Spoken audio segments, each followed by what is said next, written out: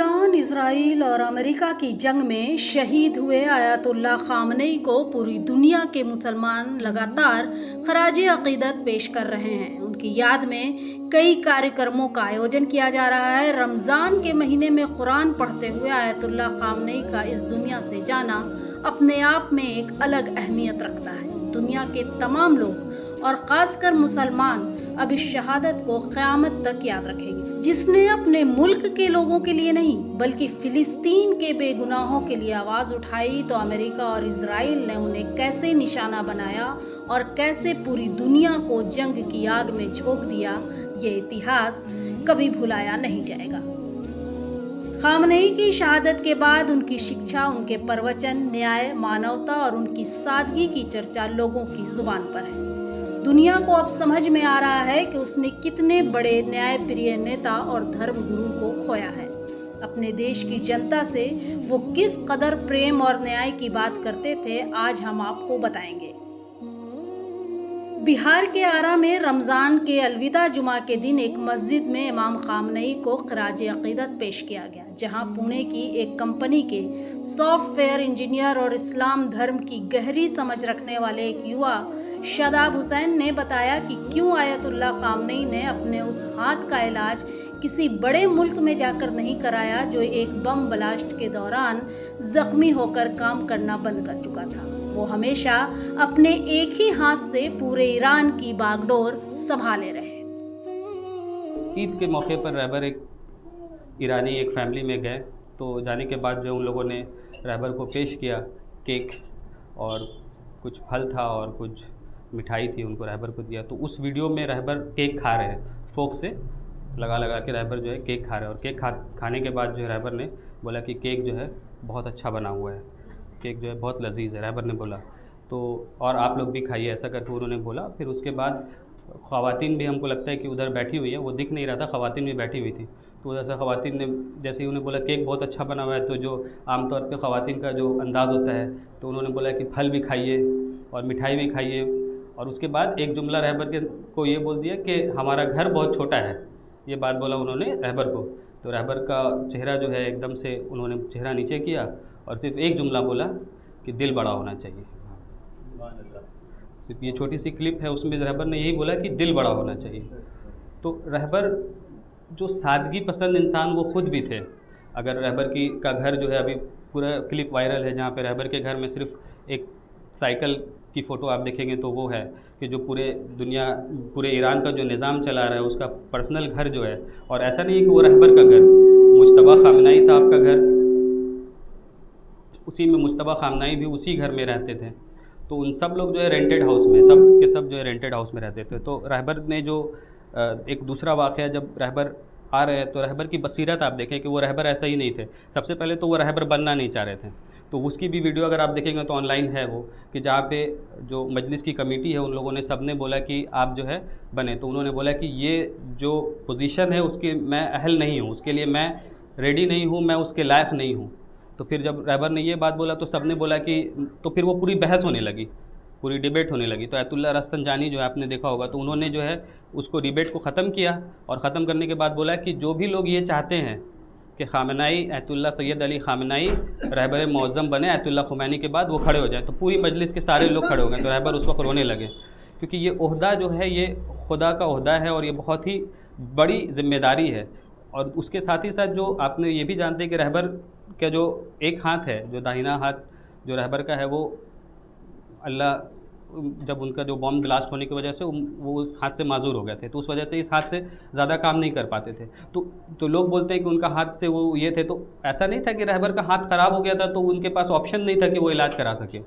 उसका इलाज था, चाइना में इलाज था और भी दूसरे कंट्री में उसका इलाज था। तो रहबर ने सिर्फ अपना इलाज इसलिए नहीं करवाया कि वो इलाज ईरान में नहीं है। तो उन्होंने बोला कि जब ईरानी आवाम के लिए ये नहीं है तो मेरे पास उतनी कैपेबिलिटी है कि मैं बाहर जाके करा सकता हूँ, लेकिन जो मेरी आवाम है जिसका मैं रहबर हूँ वो तो नहीं जा सकता है, तो इसलिए मैं भी नहीं जाऊँगा। और पूरी ज़िंदगी वैसे ही हाथ लेके उन्होंने अपनी पूरी ज़िंदगी गुजारी।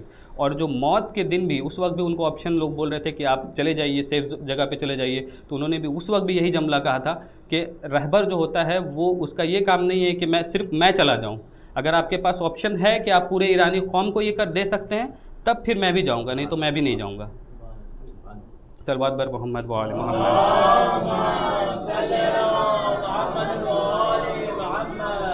तो दूसरा जो वाक़या जो आयतुल्लाह ख़ामेनाई की बसीरत से मैंने बताया कि जब आयतुल्लाह ख़ामेनाई जाते हैं तो मौलाना ने बताया है कि जब वो आते थे कभी भी किसी भी बज़्म में तो एकदम अजीब सी एक लहर हो जाती थी और उसमें हज़ारों का मजमा है, सब लोग ख़ामेनाई ख़माई ख़ामेनाई लब्बैक या ख़ामेनाई लब्बैक या ख़ामेनाई का नारा लगाता है। ख़ामेनाई साहब आए और पूरे मजमे ने एकदम पूरे मजमे ने सब ने जो है लब्बैक या लब्बैक या ख़ामेनाई साहब आए हैं। आते के साथ पीछे से एक औरत को देखा, बोला कि उसे अंगुश्तरी चाहिए, ये मेरी अंगुश्तरी लो, उसको दे दो। तो देखिए कि उतने मजमे में किसने क्या बोला है, रहबर उसको सुन रहे हैं।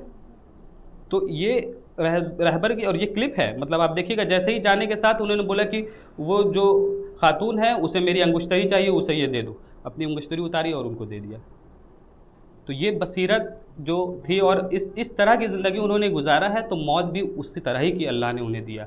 वैसी शहादत कि जहाँ पे 10 माह रमज़ान को उनके बेटे ने बताया, जो आयतुल्लाह मुज्तबा ख़ामेनाई जो कि अभी रहबर मुअज़्ज़म है, उन्होंने बोला कि मेरे वालिद, अभी जो उनका पहला स्टेटमेंट आया उसमें यही बोला है कि मेरे वालिद 10 माह रमज़ान को फ़ज्र के वक्त कुरान पढ़ रहे थे और उस वक्त उनकी शहादत हुई है, कुरान पढ़ते पढ़ते। और इसको बहुत ही बड़ा रुतबा कहा जाता है।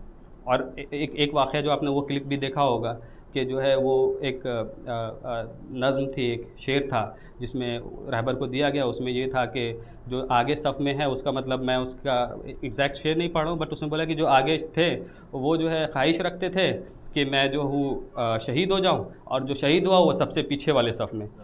तो सबसे पीछे वाला जो है, जो सफ़ में रहता है, वो शहीद हो गया। और वो जैसे ही उन्होंने वो शेर पढ़ा और पूरा रोने लगे। तो सलवात बर मोहम्मद व आले मोहम्मद।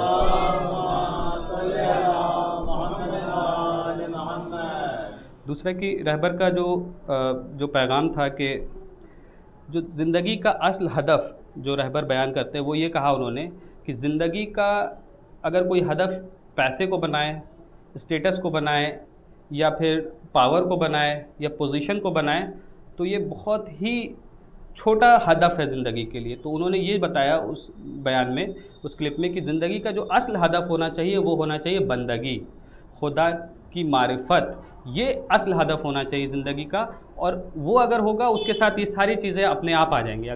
अगर इंसान इस चीज़ों को बढ़ेगा, इस तरफ बढ़े और उस चीज़ों को मिस कर जाए, तो इसका मतलब ये है रहबर के नज़दीक कि उसका हदफ बहुत ही छोटा है। बंदगी जो है ज़िंदगी का असल हदफ होना चाहिए। और उन्होंने बहुत ही ज़्यादा इस पे ज़ोर दिया था कि जवानी जो होती है इंसान की, जो इंसान जब जवान होता है तो उस वक्त जो उसकी क़ुव्वत होती है और उसकी जो ताकत होती है, उसके अंदर जो सब्र होता है और इस्तिक़ामत होती है, उसको इस्तेमाल करे जवानी के वक्त। एक बार जब जवानी का जो दौर है वो ख़त्म हो जाएगा, तो उन्होंने अपनी मिसाल दी कि हम जैसे जब हम बुज़ुर्ग हो जाते हैं तो उस वक्त आपको पता चलेगा कि जवानी में क्या क्या कितनी सलाहियतें होती हैं। इंसान उस वक्त चाहेगा तो कुछ भी कर सकता है, लेकिन एक बार वो जब दौर ख़त्म हो जाता है तो फिर उस तरह की ताकत इंसान के अंदर नहीं होती है। और उन्होंने ख़ुद भी अपना मिसाल लेके गया कि अभी उस तरह की ताकत मेरे पास नहीं है कि जो आपके पास है, और अगर आप उसको इस्तेमाल करेंगे तो आप बहुत ही मेयार पे जा सकते हैं। सलवात बर मोहम्मद व आले मोहम्मद।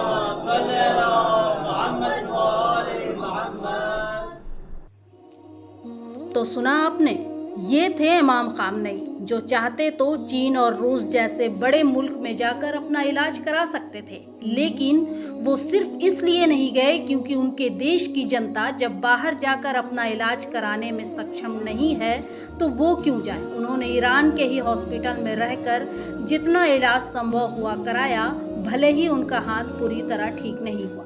इमाम ख़ामेनेई के बारे में ये भी कहा जाता है कि देश के लोगों को राशन में मिलने वाला अनाज ही वो अपने और अपने परिवार के लिए मंगाते थे और वही खाते थे। दुनिया जानती है कि ईरान पर तकरीबन 45 सालों से सैंक्शन लगा हुआ है। अगर वहाँ के नेता और सुप्रीम लीडर इतनी सादगी से जीवन नहीं जीते, करप्शन और फजूल खर्ची में लगे रहते, तो आज जो ईरान ने सैंक्शन के बावजूद देश के अंदर खुद को रक्षा और शिक्षा के क्षेत्र में इतना मजबूत किया है, जो हज़ारों बैलिस्टिक मिसाइलें बनाई ताकि समय पड़ने पर दुश्मनों का मुकाबला किया जा सके, अपने देश की संप्रभुता को बचाया जा सके, ये कभी संभव नहीं होता। और आज दुनिया ईरान की ताकत और सिस्टम को देखकर हैरान है, परेशान है कि आखिर ईरान ने ये सब कर कैसे लिया। तो दोस्तों, ये ताकत है वहाँ के ईमानदार नेताओं की और देश के प्रति सच्ची श्रद्धा की। Bureau report, Bharat plus 24।